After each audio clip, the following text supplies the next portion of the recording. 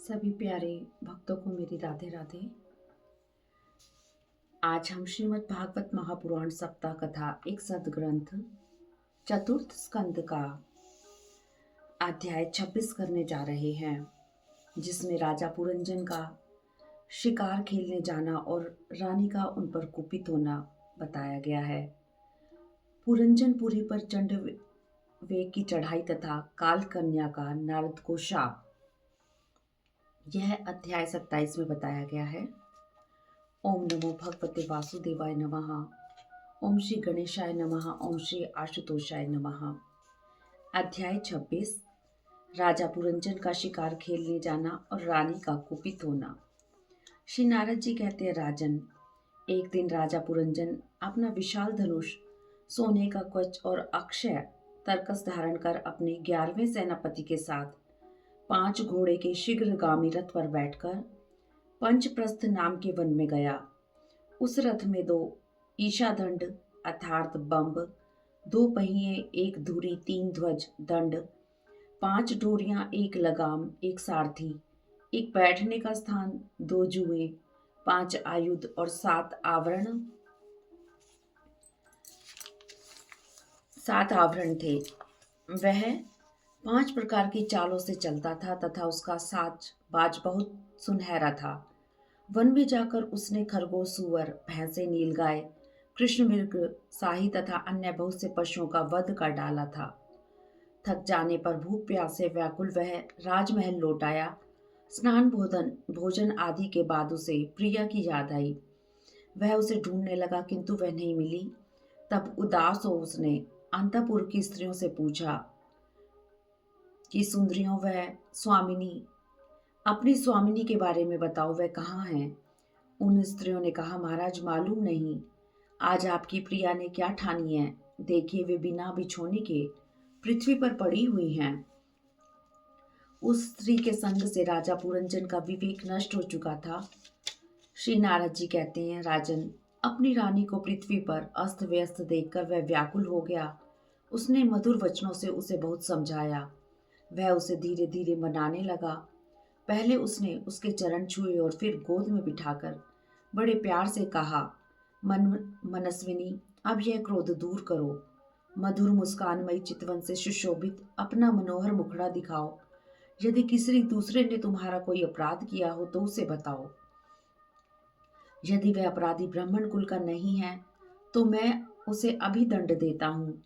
मैं व्यसनवश तुमसे बिना पूछे शिकार खेलने चला गया, अतः अपराधी हूँ। फिर भी अपना समझकर तुम मुझ पर प्रसन्न हो जाओ, मैं तुम्हारा दास हूँ। इस तरह चतुर्थ स्कंद का 26वां अध्याय समाप्त हुआ। ओम नमो भगवते वासुदेवाय नमः। ओम नमो नारायणाय। अध्याय 27, पुरंजनपुरी पर चंडवेग की चढ़ाई तथा काल कन्या का नारद को शाप। श्री नारद जी कहते हैं, राजन, इस प्रकार वह सुंदरी अनेकों नखरों से पुरंजन को पूरी तरह अपने वश में कर रही थी। सुंदर श्रृंगार कर उसे मोहित करते हुए विहार करने लगी। पुरंजन को दिन रात के भेद से निरंतर बीते हुए काल की दुस्तर गति का कुछ भी पता न चला। उसकी जवानी आधे क्षण के समान बीत गई। पुरंजनी से उसे 1100 पुत्र और 110 कन्याएं हुई। ये पुरंजनी नाम से विख्यात हुई। पुरंजन का इतने में आयु का आधा भाग निकल गया। पुत्रों एवं कन्याओं का उसने विवाह कर दिया।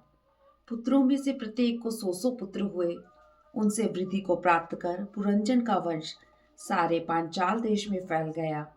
फिर तुम्हारी तरह उसने भी अनेकों भोगों की कामना से पशु हिंसा में यज्ञ किया। अंत में वृद्धावस्था का वह समय आ पहुंचा जो स्त्री लंपट पुरुषों को अच्छा नहीं लगता। चंडवेग नाम का एक गंधर्व राजा है। वह 360 महाबलवान गंधर्वों का स्वामी। उतने ही कृष्ण एवं शुक्ल पक्ष की गंधर्वियां हैं। ये बारी बारी से चक्कर लगाकर भोग की सामग्रियों से भरी पूरी नगरी को लूटती रहती हैं। चंडवेग के अनुचरों ने जब पुरंजन का नगर लूटना आरंभ किया तब उन्हें 5 फन के सर्प प्रजागर ने रोका। पुरंजनपुरी की चौकसी करने वाला यह महाबलवान सर्प 100 वर्ष तक अकेला ही उन 720 गंधर्वियों से युद्ध करता रहा। वह थक गया। पुरंजन को बड़ी चिंता हुई। इस समय का अब उसे पता ही नहीं था। इन्हीं दिनों काल की एक कन्या वर की खोज में त्रिलोकी में भटकती रही, फिर भी उसे स्वीकार नहीं किया। वह काल कन्या जरा भाग्यहीना होने के कारण दुर्भगा कहलाती थी। एक बार राजर्षि पुरु ने पिता को अपना यौवन देने के लिए अपनी ही इच्छा से उसे वर लिया था। इससे प्रसन्न होकर उसने उन्हें राज्य प्राप्ति का वर दिया था। एक दिन घूमती हुई मुझे भी मिल गई। कामातुर होकर मुझे भी वरना चाहा। मैंने अस्वीकार करने पर कुपित होकर शाप दे दिया कि तुमने मुझे स्वीकार नहीं किया, अतः तुम एक स्थान पर अधिक देर तक ना ठहर सकोगे। ऐसा शाप काल कन्या ने श्री नारद जी को दिया। श्री नारद जी कहते हैं, मैंने उसे सम्मति दिया कि यवनराज तुम्हारे पति योग्य हैं। वह यवनराज के पास जाकर उनसे कहने लगी, वीरवर, मैं आपको पति बनाना चाहती हूँ। आप मुझ दीना पर दया कर मुझे स्वीकार करें। काल कन्या की बात सुनकर यवनराज ने विधाता का एक गुप्त कार्य करने की इच्छा से उससे कहा, मैंने योग दृष्टि से देखकर तुम्हारे लिए एक पति निश्चय किया है। तू सबका अनिष्ट करने वाली है, अतः तुझे कोई भी स्वीकार नहीं करेगा। अतः इस कर्म जनित लोक को तू अलक्षित होकर बलात् भोग। तू मेरी सेना लेकर जा। इसकी सहायता से तू सारी प्रजा का नाश करने में समर्थ होगी। यह प्रज्वार नाम का मेरा भाई है और तू मेरी सगी बहन बन जा। तुम दोनों के साथ मैं अव्यक्त गति से भयंकर सेना लेकर सारे लोकों में विचरूंगा। इस तरह चतुर्थ स्कंद का 27वां अध्याय समाप्त हुआ। ओम नमो भगवते वासुदेवाय नमः। अध्याय 28। पुरजन को स्त्री योनि की प्राप्ति और अविज्ञात के उपदेश से उसका मुक्त होना। नारद जी कहते हैं, बहिष्मन फिर भय नामक यवनराज के आज्ञाकारी सैनिक प्रज्वार और काल कन्या के साथ इस पृथ्वी तल पर विचरने लगे। एक बार उन्होंने बूढ़े सांप से सुरक्षित पुरंजनपुरी को घेर लिया। काल कन्या बलात् उस पुरी की प्रजा का भोग करने लगी। उस समय वे यवन भी उस पुरी में चारों ओर से भिन्न भिन्न द्वारों से घुसकर उसका विध्वंस करने लगे। काल कन्या के आलिंगन से पुरंजन की सारी श्री नष्ट हो गई। वह दिन और विवेकहीन हो गया। गंधर्व और यवनों ने बलात् उसका सारा ऐश्वर्य लूट लिया। सारा नगर नष्ट भ्रष्ट हो गया। पुत्र पौत्र भृत्या और अमात्य वर्ग प्रतिकूल होकर अनादर करने लगे। यह सब देखकर पुरंजन अपार चिंता में डूब गया। उसका चित्त केवल स्त्री और पुत्र के लालन पालन में ही लगा हुआ था। उनसे बिछुड़ने की इच्छा न होने पर भी उसे उस पुरी को छोड़ने के लिए बाध्य होना पड़ा, क्योंकि उसे गंधर्व और यवनों ने घेर रखा था तथा काल कन्या ने कुचल दिया था। इसी यवन राज के बड़े भाई प्रज्वार ने अपने भाई का प्रिय करने के लिए उस सारी पुरी में आग लगा दी। जब वह नगरी जलने लगी तब सबके सहित पुरंजन बड़ा दुखी हुआ। रक्षक सर्प को भी बड़ी पीड़ा हुई। असमर्थ सर्प को वहां से भागने की इच्छा हुई। यवनों ने उसे भागने नहीं दिया। वह दुखी होकर रोने लगा।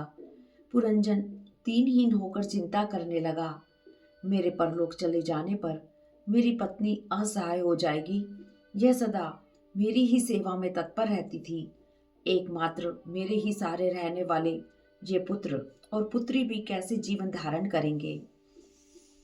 नारद जी कहते हैं, राजन, जिस समय पुरंजन अपने स्त्री पुत्र आदि के लिए शोक कर रहा था, उसी समय उसे पकड़ने के लिए वहां भय नामक यवन राजा पहुंचा।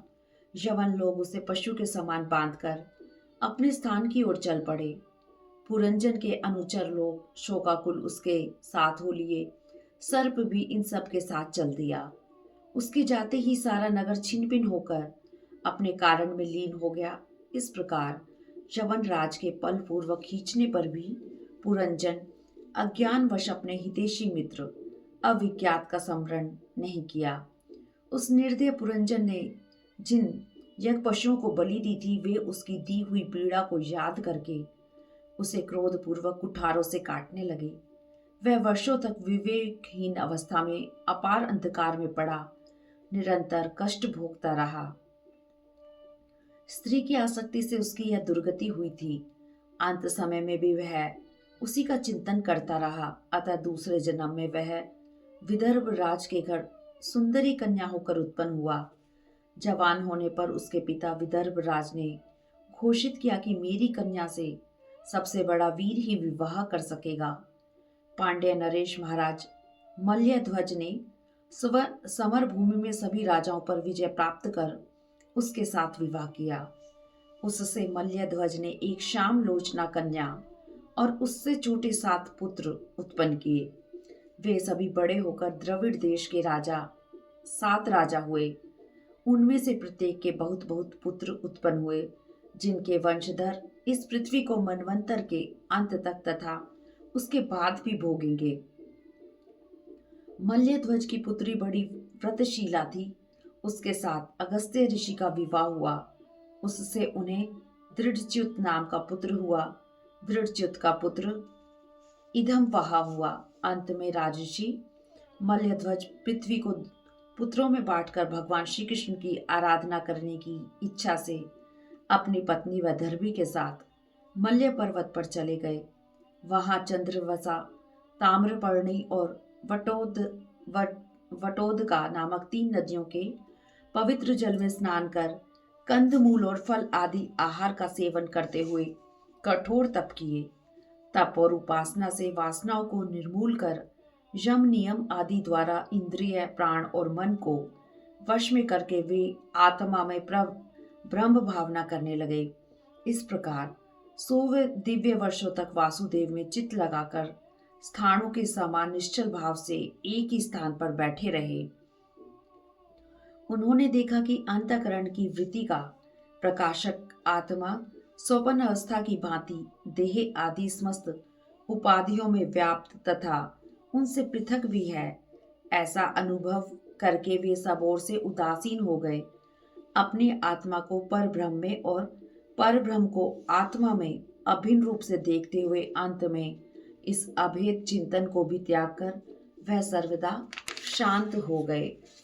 श्री नारद जी कहते हैं, पति परायण वैदर्भी पति की सेवा बड़े प्रेम से करती थी। उसके पति परलोकवासी हो चुके थे, किंतु पूर्ववत स्थित आसन से विराजमान थे। इस रहस्य को न जानने के कारण वह उनके पास जाकर उनकी पूर्ववत सेवा करने लगी। चरण सेवा करते समय जब उसे पति के चरणों में गर्मी बिल्कुल नहीं मालूम हुई, तब तो वह व्याकुल हो गई। उस बीहड़ वन में अपने को अकेली पाकर दीन होकर जोर जोर से रोने लगी। लकड़ियों की चिता बनाकर उसने उस पर पति का शव रखा और अग्नि लगाकर स्वयं सती होने का निश्चय किया। उसी समय उसका पुराना मित्र आत्मज्ञानी ब्राह्मण आया।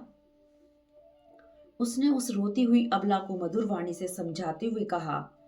ब्राह्मण ने कहा, तू कौन है, किसकी पुत्री है और जिसके लिए तू शोक कर रही है वह तुम्हारा कौन है? क्या तुम मुझे नहीं जानती हो? मैं वही तेरा मित्र हूँ जिसके साथ तू पहले विचरा करती थी। मित्र, क्या तुम्हें याद है किसी समय मैं तुम्हारा अविज्ञात नाम का सखा था। तुम पृथ्वी के भोग भोगने के लिए निवास स्थान की खोज में मुझे छोड़कर चले गए थे। पहले हम दोनों एक दूसरे के मित्र एवं मानस निवासी हंस थे। हम दोनों बिना निवास स्थान के ही रहे, किंतु तुम विषय भोग की इच्छा से मुझे छोड़कर पृथ्वी पर चले आए। घूमते घूमते यहाँ तुमने एक स्त्री का रचा हुआ स्थान देखा। उसमें 5 बगीचे, 9 दरवाजे, 1 द्वारपाल, 3 परकोटे, 6 वेश्यकुल और 5 बाजार थे। वह 5 उपादान कारणों से बना हुआ था।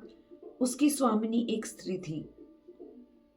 इंद्रियों के 5 विषय उसके बगीचे थे। 9 इंद्रियां, छिद्र द्वार थे। तेज, जल और अन्न 3 परकोटे थे। मन और 5 ज्ञानेंद्रियां, 6 वैश्यकुल थे।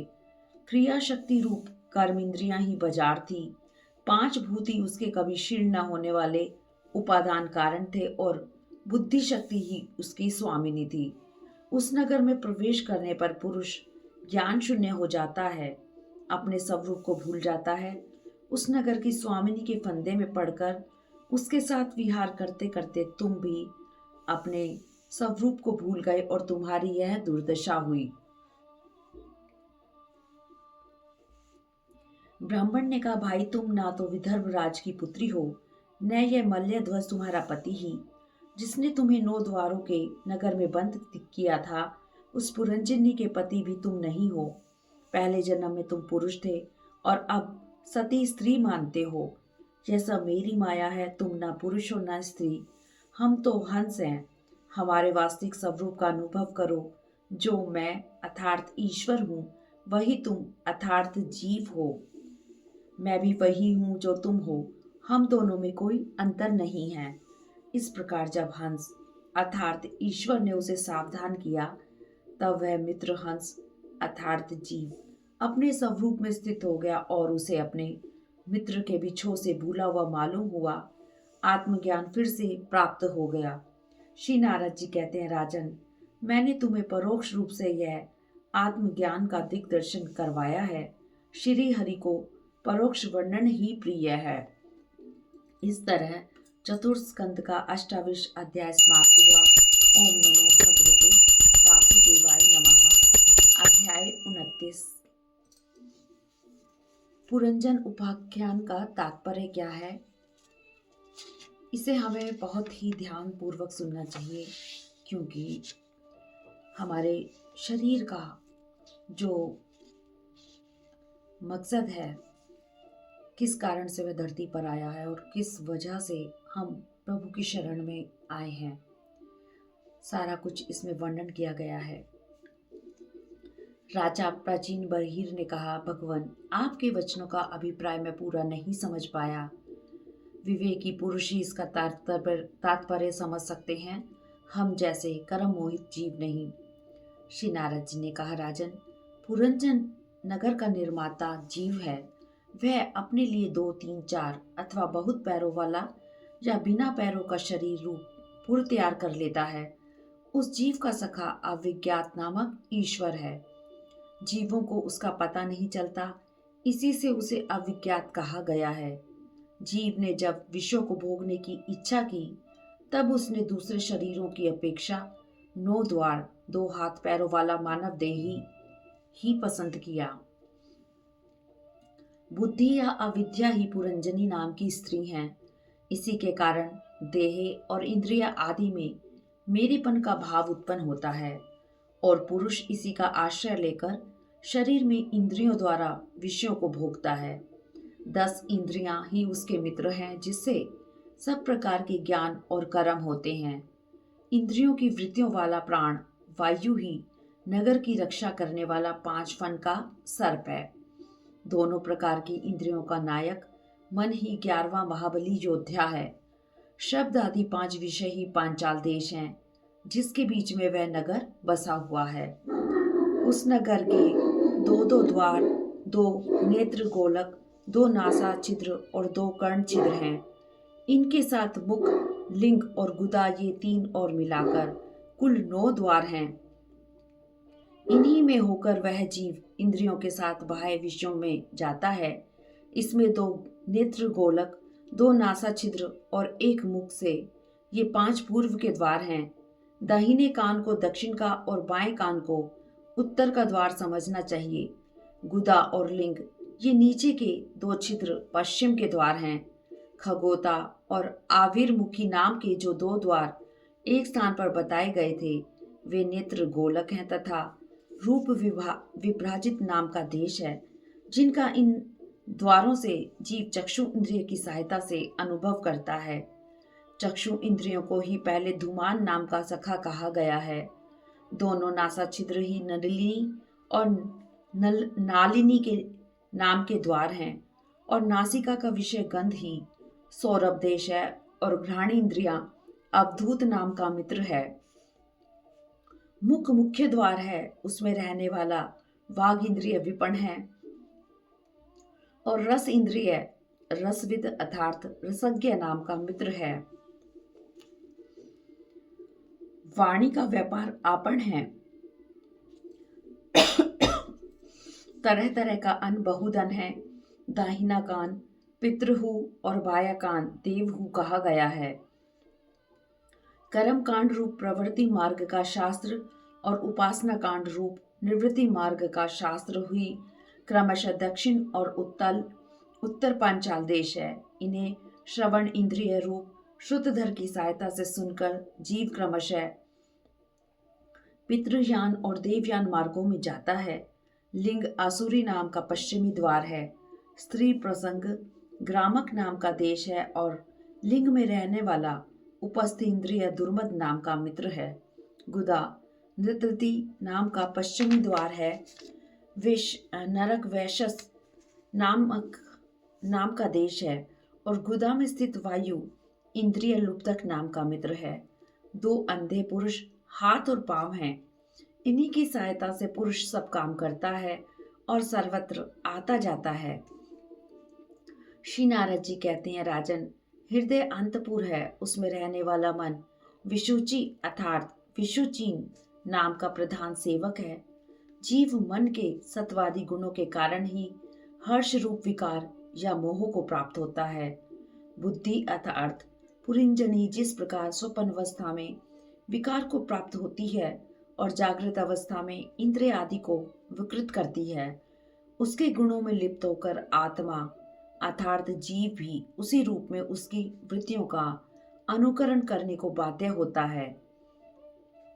यद्यपि वह उसका निर्विकार साक्षी मात्र ही है, शरीर ही रथ है, उसमें ज्ञान इंद्रिय रूप 5 घोड़े जुते हुए हैं।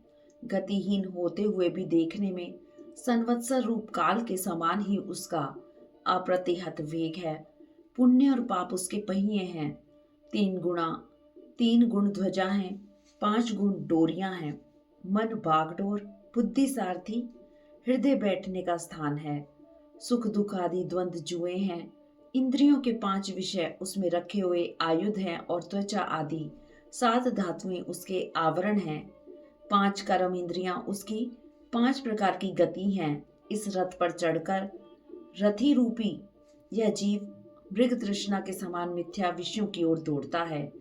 11 इंद्रियां उसकी सेना है तथा 5 ज्ञान इंद्रियों के द्वारा उन विषयों को अन्याय पूर्वक ग्रहण करता ही उसका शिकार खेलना है। संवत्सर चंडवेग नामक गंधर्व राज है। उसके अधीन 360 गंधर्व दिन हैं और 360 गंधर्वियां रात्रि हैं। ये बारी बारी से चक्कर लगाते हुए मनुष्य की आयु को हड़ते रहते हैं। वृद्धावस्था काल कन्या है, उसे कोई भी पुरुष पसंद नहीं करता। तब मृत्यु रूप यवन राज ने लोक का संहार करने के लिए उसे बहन मानकर स्वीकार कर लिया। आदि अर्थात मानसिक कलेश और व्याधि अर्थात रोग आदि शारीरिक कष्ट ही उस यवन राज के पैदल चलने वाले सैनिक हैं तथा प्राणियों को पीड़ा पहुंचाकर शीघ्र ही मृत्यु के मुख में ले जाने वाला शीत और ऊष्मा 2 प्रकार का ज्वर और प्रज्वार नाम का उसका भाई है।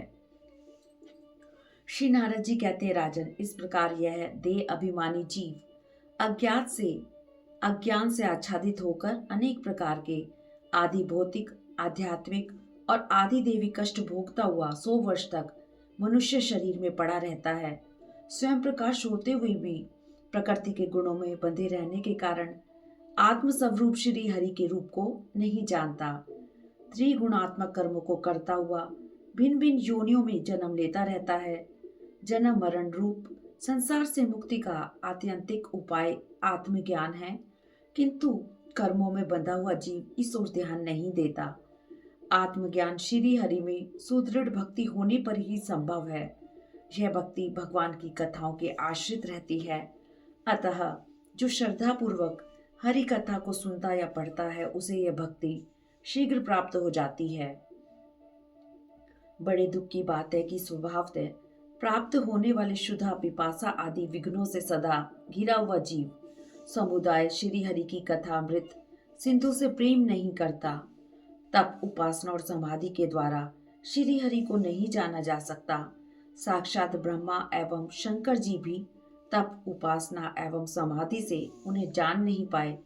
कथा अमृत का आश्रय लेकर ही ये भी उस श्री हरि को प्राप्त कर सके। राजन, वास्तव में तुम्हें कर्म या उपासना का ज्ञान नहीं है। कर्म तो वही है जिससे श्री हरि को प्रसन्न किया जा सके, जिससे किसी को अणुमात्र भी भय नहीं होता, वही उसका प्रियतम आत्मा है। ऐसा जो जानता है वही ज्ञानी है, और जो ज्ञानी है वही गुरु एवं साक्षात श्री हरि है। राजन, पुष्प वाटिका में हरिणी के साथ विहार करता हुआ एक हरिण मस्त घूम रहा है। पीछे से एक शिकारी ने उस पर बाण छोड़ दिया, किंतु वह इतना बेसुध है कि उसे इसका कुछ भी पता नहीं। तुम भी उसी प्रकार स्त्रियों के साथ मस्त होकर बेसुध हो। काल रूप शिकारी तुम्हें मारने के लिए पीछे खड़ा है, जिसे तुम देख नहीं पा रहे हो। अतः परमहंसों का आश्रय ले, श्री हरि की कथा सुनो, इसी से तुम श्री हरि के प्रिय पात्र बन जाओगे। भगवान श्री नारद जी से ज्ञान अमृत को प्राप्त कर प्राचीन बहिर ने कहा, भगवान, पुरुष इस श्लोक में जिसके द्वारा कर्म करता है, उस शरीर को यहीं छोड़कर परलोक में कर्मों से ही बने हुए दूसरी देह से उसका फल कैसे भोगता है? क्योंकि उन कर्मों का कर्ता स्थूल शरीर तो यही नष्ट हो जाता है, और जो जो कर्म यहाँ किए जाते हैं वे तो दूसरे क्षण भी अदृश्य हो जाते हैं। वे परलोक में फल देने के लिए किस प्रकार पुनः प्रकट हो सकते हैं? श्री नारद जी ने कहा, राजन, स्थूल शरीर तो लिंग शरीर के अधीन है, अतः कर्मों का उत्तरदायित्व उसी पर है। जिस मन प्रधान लिंग शरीर की सहायता से मनुष्य कर्म करता है, वह तो मरने के बाद भी उसके साथ रहता ही है।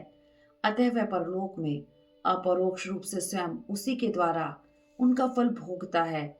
इस मन के द्वारा जीव जिन स्त्री पुत्र आदि को ये मेरे हैं और देह आदि को यह मैं हूं ऐसा कहकर मानता है, उनके किए हुए पाप पुण्य आदि रूप कर्मों को भी यह अपने ऊपर ले लेता है, और उनके कारण इसे व्यर्थ ही फिर जन्म लेना पड़ता है। कभी कभी देखा जाता है कि जिस वस्तु का इस शरीर से कभी अनुभव नहीं किया, जिसे कभी ना देखा ना सुना, उसका स्वप्न में वह जैसी होती है वैसा ही अनुभव हो जाता है। इससे यह मानो कि लिंग देह के अभिमानी जीव को उसका अनुभव पूर्व जन्म में हो चुका है, क्योंकि जो वस्तु पहले अनुभव की हुई नहीं होती उसकी मन में वासना भी नहीं हो सकती। मन के सामने इंद्रियों के अनुभव होने योग्य पदार्थ ही भोग रूप में बार बार आते हैं और भोग समाप्त होने पर चले जाते हैं। ऐसा कोई पदार्थ नहीं आता जिसका इंद्रियों से अनुभव ही ना हो सके। इसका कारण यही है कि सब जीव मन सहित हैं। सांसारिक वस्तुएं यद्यपि असत हैं, तो भी अविद्यावश जीव उनका चिंतन करता रहता है। अतः उसका जन्म मरण रूप संसार से छुटकारा नहीं हो पाता। इस प्रकार पंच तन्मात्राओं से बना हुआ तथा 16 तत्वों के रूप में विकसित यह त्रिगुण में संघात ही लिंग शरीर है। यही चेतना शक्ति होकर जीव कहा गया है। राजन, यह मन प्रधान लिंग शरीर ही जीव के जन्म आदि का कारण है। जीव जब इंद्रिय जनित भोगों का चिंतन करता हुआ बार बार उन्हीं के लिए कर्म करता है, तब उन कर्मों के होते रहने से अविद्यावश वह देह आदि के कर्मों से बंध जाता है। अतः उस कर्म बंधन से छुटकारा पाने के लिए संपूर्ण विश्व को भगवत रूप देखते हुए सब प्रकार श्री हरि का भजन करो। उन्हीं से इस विश्व की उत्पत्ति और स्थिति होती है और उन्हीं में लय होता है। श्री मैत्रेय जी कहते हैं, विदुर जी, भगवान श्री नारद जी राजा प्राचीन बहिर को जीव और ईश्वर के स्वरूप का उपदेश देकर उनसे विदा लेकर सिद्ध लोक को चले गए। तब राजऋषि प्राचीन बहिर भी प्रजा पालन का भार अपने पुत्रों को सौंपकर तपस्या करने के लिए कपिल आश्रम को चले गए। वहां उन्होंने समस्त विषयों की आसक्ति छोड़ एकाग्र मन से भक्ति पूर्वक श्री हरि के चरण कमलों का चिंतन करते हुए सारूप्य पद प्राप्त किया। देव ऋषि नारद जी के मुख से निकला हुआ यह आत्मज्ञान भगवान मुकुंद के यश से संबंधित होने के कारण त्रिलोकी को पवित्र करने वाला, अंतःकरण का शोधक तथा परमात्म पद को प्रकाशित करने वाला है। जो पुरुष इसकी कथा सुनेगा वह समस्त बंधनों से मुक्त हो जाएगा और फिर इस संसार चक्र में नहीं भटकना पड़ेगा। इस तरह चतुर्थ स्कंद का 51वां अध्याय समाप्त हुआ। ओम नमो भगवते वासुदेवाय नमः। ओम नमो भगवते वासुदेवाय वासुदेवाय हरि वासुदेवाय। अध्याय 30। प्रचेताओं को श्री विष्णु भगवान का वरदान। विदुर जी ने पूछा, ब्राह्मण, राजा प्राचीन बहिर के पुत्रों ने रुद्र गीत के द्वारा श्री हरि की स्तुति करके क्या सिद्धि प्राप्त की? भगवान श्री नारायण के अति प्रिय भगवान शंकर का सहसा सानिध्य प्राप्त करके प्रचेताओं ने मुक्ति तो प्राप्त की ही होगी। इससे पहले इस लोक में अथवा परलोक में भी उन्होंने क्या प्राप्त किया, बताने की कृपा करें। श्री मैत्रेय जी ने कहा, विदुर जी, पिता के आज्ञाकारी पुत्र प्रचेताओं ने समुद्र के अंदर खड़े रहकर रुद्र गीत के जप रूपी यज्ञ और तपस्या के द्वारा भगवान श्री हरि को प्रसन्न कर लिया। उनकी तपस्या का 10,000 वर्ष बीत जाने पर श्री हरि प्रसन्न होकर प्रकट हुए और बोले, राजपुत्रों, तुम लोगों की तपस्या से मैं बड़ा प्रसन्न हूँ, मुझसे वर मांगो। जो लोग साय और प्रातः एकाग्र चित्त से रुद्र गीत द्वारा मेरी स्तुति करेंगे, उनको मैं अभिष्ट वर और शुद्ध बुद्धि प्रदान करूंगा। तुम लोगों के एक बड़ा ही विख्यात पुत्र होगा। वह गुणों में श्री ब्रह्मा जी के समान और अपनी संतान से तीनों लोगों को पूर्ण कर देगा। कंडू ऋषि के तपोनाश के लिए इंद्र की भेजी हुई प्रमलोचा अप्सरा से एक कमल नयनी कन्या उत्पन्न हुई थी। उसे छोड़कर वह स्वर्ग लोक को चली गई। तब वृक्षों ने उस कन्या को लेकर पाला पोसा। जब वह भूख से व्याकुल होकर रोने लगी, तब चंद्रमा ने उसके मुंह में अपनी अमृत वर्षणी तर्जनी उंगली दे दी। तुम उस सुंदरी कन्या से विवाह कर लो। वह सुंदरी कन्या तुम सभी की पत्नी होगी और तुम सब में उसका समान अनुराग होगा। तुम लोग मेरी कृपा से 10 लाख दिव्य वर्षों तक पूर्ण बलवान रहकर अनेकों प्रकार के पार्थिव और दिव्य भोग भोगोगे। अंत में मेरी अविचल भक्ति से मेरे परम धाम को जाओगे। गृहस्थ आश्रम में रहते हुए भी जिनका समय मेरी कथा वार्ताओं में बीतता है, तो घर उनके बंधन के कारण नहीं होते। श्री मैत्रेय जी कहते हैं, विदुर जी, भगवान श्री हरि के इस प्रकार कहने पर प्रचेताओं ने हाथ जोड़कर गदगद वाणी से कहा, प्रभु, आपका यह स्वरूप संपूर्ण कलेशों की निवृत्ति कराने वाला है। हम अविद्या, अस्मिता, राग, द्वेष आदि कलेशों से पीड़ितों के सामने आपने इसे प्रकट किया है। इससे बढ़कर हम पर आपकी और क्या कृपा होगी। प्रभु, हमारा अभिष्ट वर तो आपकी प्रसन्नता ही है। तथापि नाथ, हम आपसे एक वर अवश्य मांगते हैं कि जब तक आपकी माया से मोहित होकर हम अपने कर्म अनुसार संसार में भ्रमते रहें, तब तक जन्म जन्म में हमें आपके प्रेमी भक्तों का संग प्राप्त होता रहे। भगवत भक्तों के समाज में सदा भगवान की मधुर मधुर कथाएं होती रहती हैं, जिनके श्रवण मात्र से भोग तृष्णा शांत हो जाती है। महाप्राणियों में किसी प्रकार का वैर विरोध या उद्वेग नहीं रहता। भगवान आपके प्रिय सखा भगवान शंकर के क्षण भर के समागम से ही आज हमें आपका साक्षात दर्शन प्राप्त हुआ है। हमारे सभी कृत्य आपके संतोष का कारण हो, हम यही वर मांगते हैं। आप जगत की उत्पत्ति, स्थिति और लय के लिए अपनी माया के गुणों को स्वीकार करके ब्रह्मा, विष्णु और महादेव रूप धारण करते हैं। हम आपको नमस्कार करते हैं। श्री मैत्रेय जी कहते हैं, विदुर जी, प्रचेताओं के इस प्रकार स्तुति करने पर शरणागत वत्सल श्री भगवान ने प्रसन्न होकर कहा, तथास्तु। वर देकर भगवान अपने परम धाम को चले गए। इसके बाद प्रचेताओं ने समुद्र के जल से बाहर निकलकर देखा कि सारी पृथ्वी को ऊंचे ऊंचे वृक्षों ने ढक दिया है, मानो वे स्वर्ग का मार्ग रोकने के लिए बढ़ गए हैं। प्रचेता लोग उन पर कुपित हो गए। तब उन्होंने अपने मुख से प्रचंड वायु और अग्नि को छोड़ा। सारे वृक्षों को भस्म करते हुए उन्हें देख श्री ब्रह्मा जी आए और जुक्ति पूर्वक समझाकर उन्हें शांत किया। फिर तो कुछ वृक्ष वहां बचे थे। उन्होंने डरकर ब्रह्मा जी से वह कन्या लाकर प्रचेताओं को दे दी। ब्रह्मा जी के आदेश से प्रचेताओं ने उस मारिशा नाम की कन्या से विवाह कर लिया। इसी के गर्भ से ब्रह्मा जी के पुत्र दक्ष ने श्री महादेव जी की अवज्ञा के कारण अपना पूर्व शरीर त्याग कर जन्म लिया। इन्हीं दक्ष ने चाक्षुष मनवंतर आने पर जब कालक्रम से पूर्व सर्ग नष्ट हो गया, भगवान की प्रेरणा से इच्छा अनुसार नवीन प्रजा उत्पन्न की। इन्होंने जन्म लेते ही अपनी कांति से समस्त तेजस्वियों का तेज छीन लिया। ये कर्म करने में बड़े दक्ष अर्थात कुशल थे। इन्हीं से इनका नाम दक्ष हुआ। इन्हें ब्रह्मा जी ने प्रजापतियों के नायक के पद पर अभिषिक्त कर सृष्टि की रक्षा के लिए नियुक्त किया और इन्होंने मारीची आदि दूसरे प्रजापतियों को अपने अपने कार्य में नियुक्त किया। इस प्रकार चतुर्थ स्कंद का 23 अध्याय समाप्त हुआ। ओम नमो भगवते वासुदेवाय नमः। ओम नमो भगवते वासुदेवाय नमः। अध्याय 31 प्रचेताओं को श्री नारद जी का उपदेश और उनका परम पद लाभ। श्री मैत्रेय जी कहते हैं, विदुर जी, 10 लाख वर्ष बीत जाने पर जब प्रचेताओं का विवेक हुआ, तब उन्होंने भगवान के वाक्यों की याद करी। वे अपनी भार्या मारिशा को पुत्र के पास छोड़कर घर से निकल पड़े।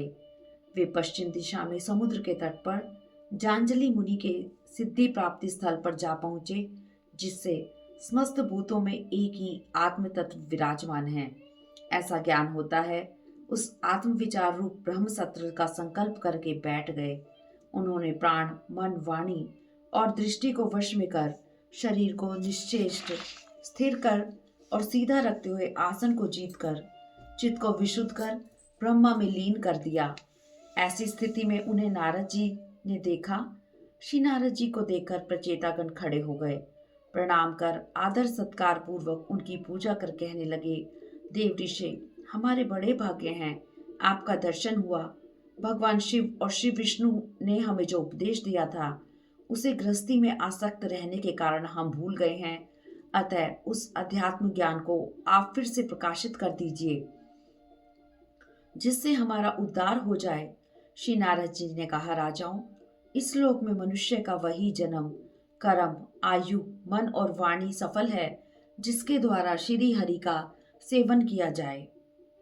जिसके द्वारा श्री हरि का साक्षात्कार न किया जा सके, ऐसे माता पिता की पवित्रता से तथा यज्ञोपवीत आदि संस्कार से क्या लाभ। जैसे बादल अंधकार और प्रकाश ये क्रमशः आकाश से प्रकट होते हैं और उसी में लीन हो जाते हैं, किंतु आकाश इनसे लिप्त नहीं होता, उसी प्रकार ये सत्व, रज और तमोमयी शक्तियां कभी पर ब्रह्म से उत्पन्न होती हैं और कभी उसी में लीन हो जाती हैं। इस प्रकार इनका प्रवाह चलता रहता है, किंतु इससे आकाश के समान असंग परमात्मा में कोई विकार नहीं होता।